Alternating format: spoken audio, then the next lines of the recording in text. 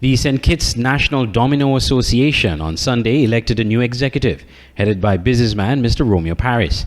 The elections took place after an award ceremony for the first federal pairs domino tournament and preceded the NAgico-sponsored Dominorama, which all took place at the Newtown Community Center. So I intend to do them proud for the next 2 years in the association, in this position, you know. Yeah. There are some other subcommittees that will be selected as time goes by. For example, the tournament committee and fundraising committee, as well as the national selection committee. Because, you know, this thing is tight. The game is really tight, and every top player is expected to be on the team.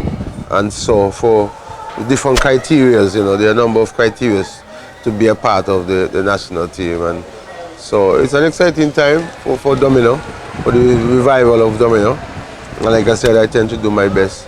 And with good support from the executive. I have Pink Bass Promotion as my first vice president, and Mr. Tate as the second vice president.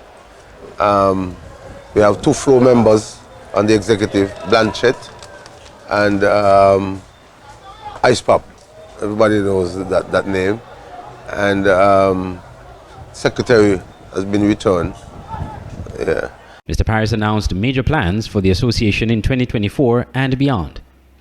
Well, first of all, we have to look for our own domino house, either by let, lease or rent, from government or otherwise. We have to have a home so that we can be respected rather than bouncing around this community center and that community center. And when you have a home, all the activities are central for fundraising purposes until, of course, we go out for village competitions and club competition. Yeah. Meanwhile, Mr. Parris was supported by Mr. Leighton Keane, Vice President of the association. I'm looking forward to work along with him as the Vice President. And, you know, one thing I'm looking forward to, you know, I hope that we could try and get the domino into schools, you know, because when I look at it, you'd have had persons who would have contributed a lot in the domino, would have been recognized, gone to the world tournament level, and, you know, they get old, they're actually faded out, they're not recognized. We're looking forward to, you know, give those persons like medals and stuff like that to honor them for their contribution in the domino. Also in the schools, you know, if you look at it, you haven't seen much young persons getting involved in the domino.